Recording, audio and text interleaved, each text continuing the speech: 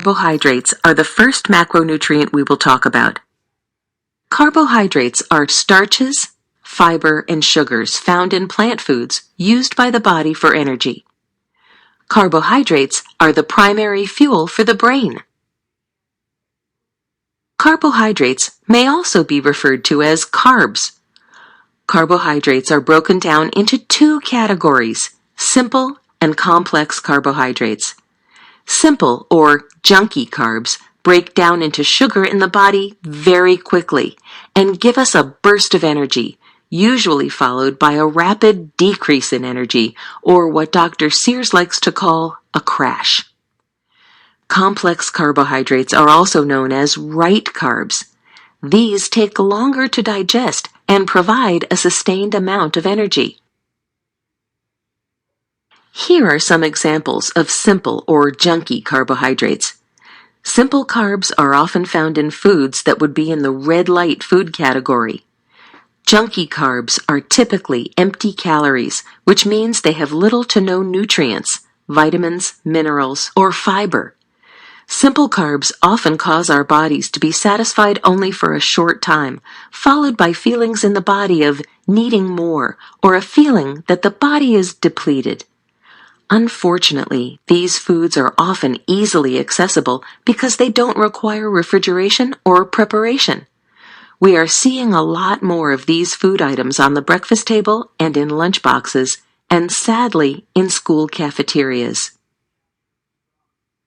Eating simple or junky carbs once in a while is okay, but over time, junky carbs stress out the brain due to the recurring rise and fall of energy.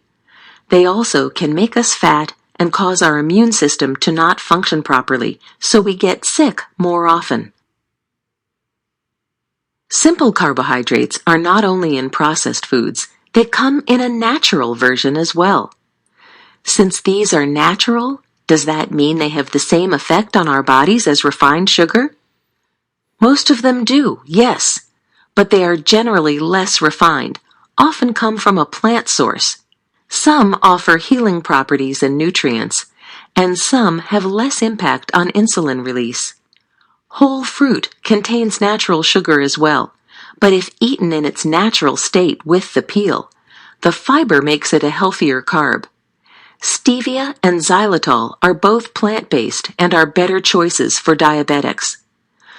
Fructose is the sugar found in fruit, fruit juice, and some of these sugars pictured here. Fructose has a lower glycemic index than glucose because it is metabolized through the liver before it triggers an insulin response. This means if it is consumed in excess, it could cause liver damage. Also, some of these natural sugars are more processed than others, so it is important to exercise restraint, even with natural sweeteners. As a side note, all of these can be used in baking. Some adjustments will be necessary, especially for the liquid sweeteners, and may be a good alternative to processed white sugar. Just remember, all sugars should be consumed in moderation. Remember, natural sugar is still sugar, a simple carb, and it can be easily overconsumed. Choosing natural sugars that are closest to nature are best. Complex carbohydrates are good carbs or the right carbs. They have protein and/or fiber and are oftentimes colorful. Generally, good carbs don't come from a factory. Good or right carbs are found in legumes, nuts, vegetables, and whole grains and help the brain and body feel good.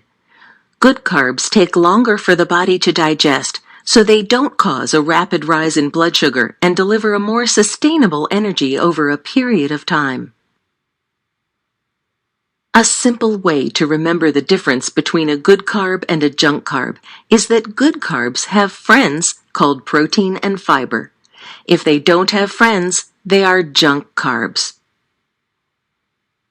Good carbs help kids grow, think, and play. This is true for adults too. Starting the day off right with a brainy breakfast that contains good carbs is a great way to start the day. In the past, carbohydrates have gotten a bad rap, so fad diets excluded them. Carbohydrates are not bad in general, but overeating them or eating the wrong kinds of carbs is. Carbs are also essential for the brain to function. A right carb diet, not a low carb diet, is best for both adults and children. Now let's talk about artificial sugars. These were originally developed for those with diabetes who need to watch their sugar intake. These artificial sweeteners quickly found a huge market in a calorie-conscious society looking for sweetness without the calories. Today, a majority of large beverage and food manufacturers include artificial sugars as an ingredient in many of their products, which are found in all major grocery stores. Dr. Sears explains that artificial sugars don't satisfy a sugar craving. They trick taste buds with a sweet flavor, yet leave the body wanting more and feeling unsatisfied. Therefore, artificial sugars are thought to have played a major role in creating our obese society. Think of all the times you have seen someone eating a candy bar and drinking a diet soda. The three artificial sweeteners we see most often are aspartame, equal, saccharin, sweet and low, and sucralose, more commonly known as Splenda. In general, artificial sweeteners are under a category of the FDA called GRAS, which stands for Generally Recognized as Safe. According to the FDA, this means a product has been adequately shown to be safe under the conditions of its intended use. But this doesn't mean we want to eat it. Each of these products have also been directly linked to other problems. Aspartame likely alters brain chemistry. Saccharin has been linked to cancer, and sucralose alters the digestive juices in the gut. Dr. Sears says, when in doubt, leave it out. To better understand carbohydrates, let's discuss how the body regulates blood sugar. Blood sugar is the term used to describe how much glucose is in the blood. Insulin is a hormone the pancreas produces that helps regulate glucose by transporting it into the cells of the body so it can be used for energy. The body is constantly regulating blood sugar so it is in balance, and the parts of the body that need it have it. When food is consumed and digested, the pancreas receives a signal that there is blood sugar to transport and releases insulin. The cells that need energy are unlocked by the insulin and allow the blood glucose to enter the cell. If cells don't need the sugar, it piles up into a molecule called glycogen and travels to the liver where it hangs out until it's needed. When blood sugar falls too low, insulin will stimulate the hormone glucagon to withdraw the glycogen bank from the liver, sending it back to the bloodstream as blood sugar to provide energy to the cells. Type 1 diabetes occurs when the body's own immune system destroys the insulin-producing cells of the pancreas. So the pancreas no longer produces insulin.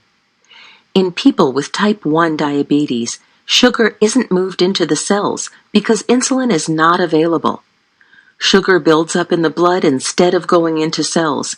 The body's cells starve for nutrients, and other systems in the body must provide energy for many important bodily functions. As a result, high blood sugar causes severe damage to the body and can even cause death. Type 1 diabetes usually starts in people under the age of 20. Type 1 diabetics must depend on exogenous insulin for survival, and this type of diabetes is a lifelong disease. Type 2 diabetes is different from type 1 diabetes and is sometimes called non-insulin dependent diabetes.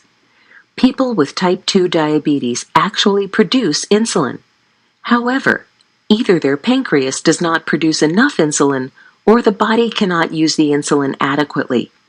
This is called insulin resistance.